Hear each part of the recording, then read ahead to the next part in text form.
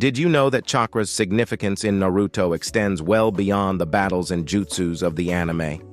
In this video, we'll dwell into chakra's ancient roots in Indian traditions and its real-world philosophical depth. Then we'll connect these insights back to how Naruto reimagines chakra and tackles some myths that might have puzzled even the most avid fans. Chakra, as it's understood in the Naruto series, has its roots far deeper in history than many might realize. It originates from ancient religious traditions in India, particularly within Hinduism and Buddhism.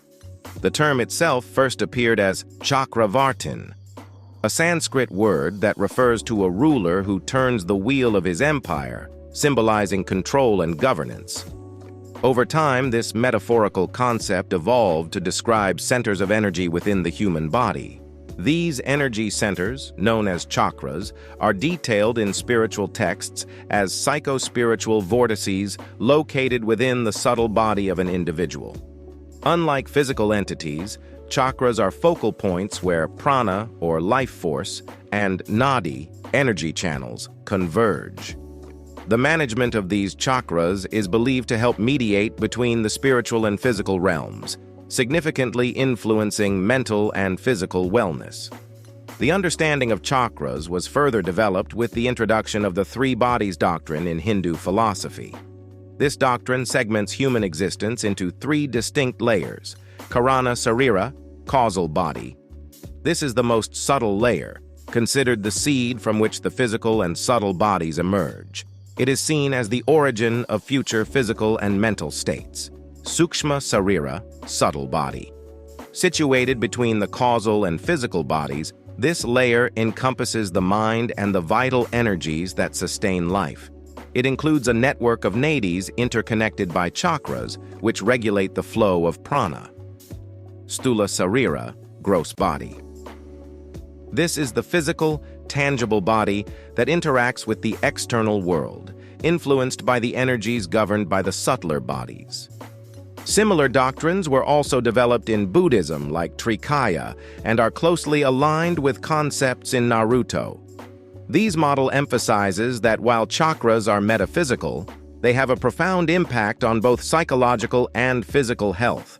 They are central to practices like yoga and meditation, which aim at spiritual enlightenment and improving physical well-being. In traditional contexts, properly aligning and balancing these chakras is believed to unlock siddhis, or supernatural abilities. Interestingly, similar concepts appear in various cultures around the world, each describing extraordinary powers gained through spiritual or mental discipline. These abilities are not just the stuff of legend, but are considered achievable through disciplined practices like meditation, pranayama, and specific yogic exercises. This belief system underscored a holistic approach, where spiritual progress was achieved not just through mental or ascetic practices, but through a comprehensive system involving physical health, mental clarity, and spiritual integrity. Chakra is a deeply rooted concept within Eastern philosophies, intertwined with both the physical and spiritual aspects of life. However, when these concepts crossed over into Western cultures, they encountered a myriad of challenges that complicated their understanding and application. When chakra concepts were introduced to Western audiences, they faced significant barriers, primarily due to cultural, linguistic, and philosophical differences. The original Sanskrit terms, such as prana, are laden with nuanced meanings that don't translate directly into English. Prana, for instance, is often simplified to life force, but in its traditional context, it represents a vital energy that permeates all life forms and is crucial for connecting physical existence to higher spiritual states. It has a more holistic and integrative approach, based in Eastern traditions, where spiritual and physical wellness are interconnected and mutually influential. Such differences in perspective can lead to significant misunderstandings or oversimplifications of the chakra system, making it difficult for Western audiences to grasp its full scope and significance. The misunderstanding is further exacerbated by the New Age and alternative spirituality movements. These groups have often appropriated the concept of chakras, commercializing and repackaging them in ways that strip away much of their original depth and religious significance. In its traditional form, mastering the chakras is not merely about physical alignment, but involves profound mental and spiritual development. It's a comprehensive discipline that seeks to harmonize the mind, body, and spirit in ways that can lead to transformative experiences and capabilities. With this ancient backdrop in mind, and hopefully having more understanding of the traditional context of chakra, let's explore how these profound concepts are reimagined in the Naruto universe, where chakra isn't just a philosophical idea, but a vital energy that ninjas need to master. In Naruto, chakra is not just a metaphysical idea, but a tangible and crucial resource that every shinobi must master to survive and excel. Shinobi even possess a physical chakra network intertwined with their organs through which the chakra flows. In Naruto, chakra is not just a mystical energy, it's the essence of life and power of all living beings. This energy is essential for performing a wide array of techniques, from the basic to the most advanced. Due to its versatile nature, chakra in Naruto is often used synonymously with several terms, and understanding its specific reference depends heavily on the context. The series redefines chakra as a synthesis of physical and spiritual energies. Physical energy that is derived from each of the trillions of cells within a living body, and spiritual energy gained through experience and training. Together, these energies are referred to as chakras in plural, acknowledging their diverse manifestations and effects across different beings within the Naruto world. This blend of energies is not static. It requires careful cultivation and control, elements that are central to a ninja's development and prowess in battle. To simplify the explanation, those chakras are also referred to as stamina. Stamina determines how much chakra you can amass. Stamina can also be used interchangeably with chakra pool. This pool represents the total amount of energy a ninja can draw upon for various techniques and is crucial during battles.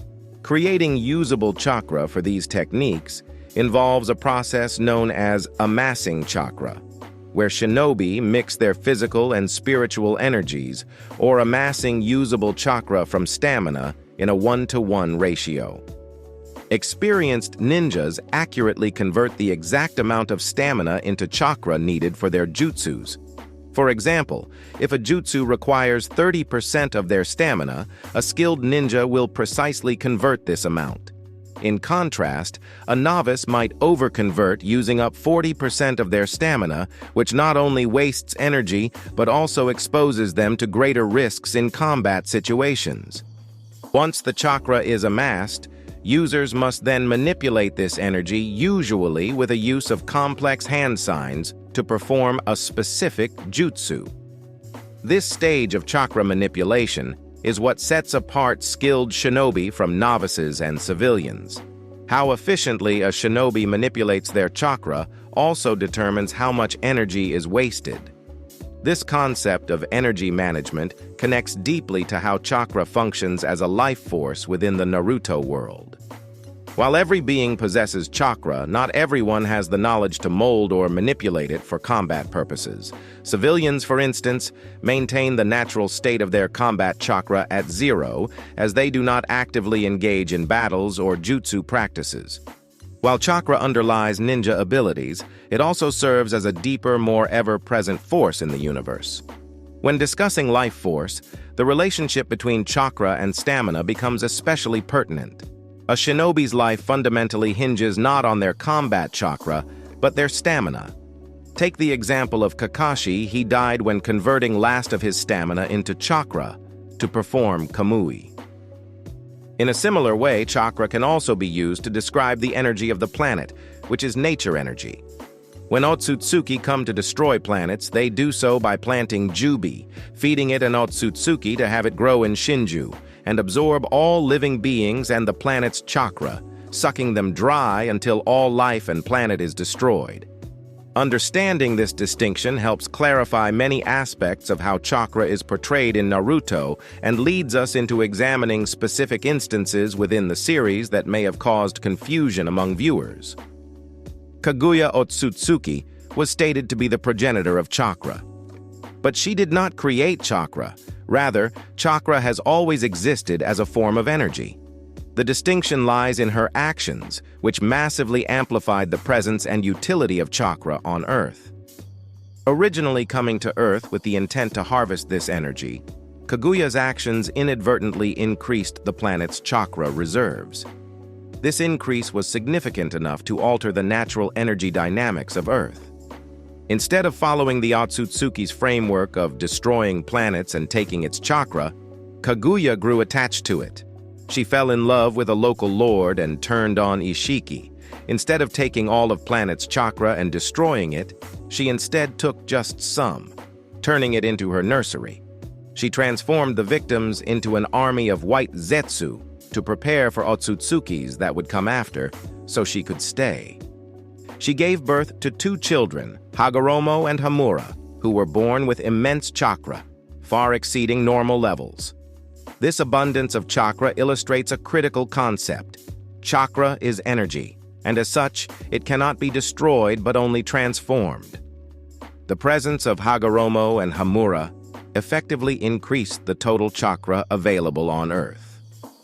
Hagoromo, known as the Sage of 6 Paths, realized the potential of this abundant energy and chose to share it with humanity, teaching them how to harness and utilize chakra through ninshu, a philosophy aimed at connecting people spiritually rather than for combat. However, this teaching eventually evolved into ninjutsu, repurposed by Hagoromo's son, Indra, for martial means. Therefore, can Kaguya be considered the true progenitor of chakra? Although she played a crucial role in its proliferation, it's important to recognize that chakra itself predates her actions.